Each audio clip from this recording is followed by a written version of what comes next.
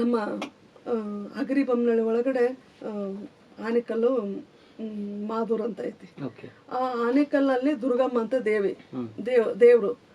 ಆ ದೇವರಿಗೆ ಮಾದೂರ್ ಹೆಣ್ಮಕ್ಳು ಇಬ್ಬರನ್ನ 9ನೇ ಕ್ಲಾಸು ಮತ್ತೆ 7ನೇ ಕ್ಲಾಸ್ ಓದುವಂತ ಹೆಣ್ಮಕ್ಳನ್ನ ಮುತ್ತು ಕಟ್ಟಿಸ್ಬೇಕು ಅಂತಂದೇಳಿ ಆ ಆನೆಕಲ್ ಪೂಜಾರಪ್ಪನ ಕನಸಿಗೆ ಬಂದದ್ಲಂತೆ. ಕತೆ ಕಟ್ಟೋದು.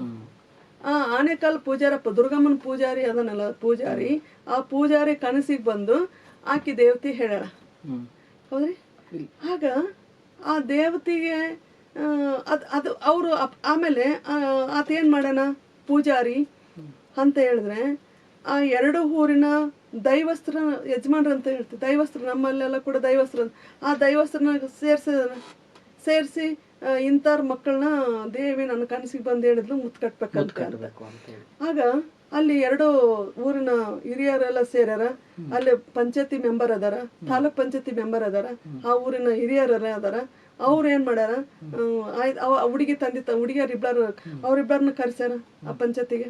ಕರೆಸಿ ಇಲ್ಲ ಪೂಜಾರಪ್ಪನ ಕನಸಿ ಬಂದಲ್ಲ ದುರ್ಗಮ್ಮ, ಈ ನಿಮ್ಗೆಲ್ಲ ಕೂಡ ಈ ಹೆಣ್ಮಕ್ಳನ್ನ ನಿಮ್ಮ ಮಕ್ಕಳು ಮುತ್ತು ಕಟ್ಬೇಕು ಅಂತ.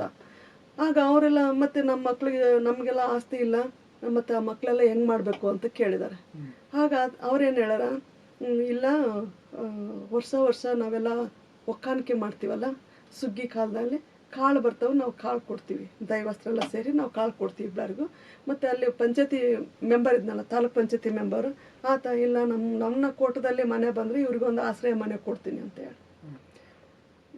ಅವತ್ತು ನನಗೆ ಅವು ಬಹಳಷ್ಟು ಇವೆಲ್ಲ ಕೇಳಿದಾಗ ಇದು ಕಾನೂನು ಅನ್ನೋದು ಹೆಂಗಿರ್ತತಿ ಅಂತ ಹೇಳಿದ್ರೆ, ಮತ್ತೆ ಯಾರ ಅಪರಾಧಿ ಅಂದ್ರೆ ಆ ಬಾಲಿಕೆಯರ ಅಪರಾಧಿ.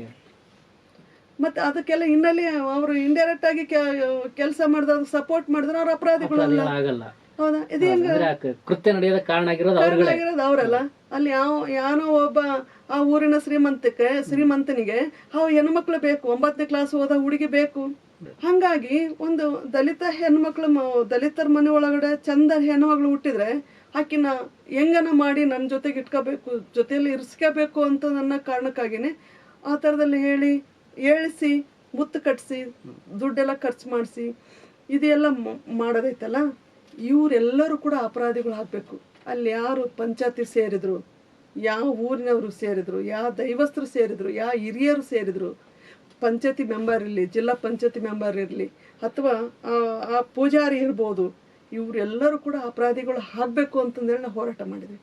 ಈಗ ಅದು 2025ರ ಕಾನೂನು ಒಳಗಡೆ ಅವೆಲ್ಲ ಕೂಡ ಬಂದಿದ್ದಾವೆ.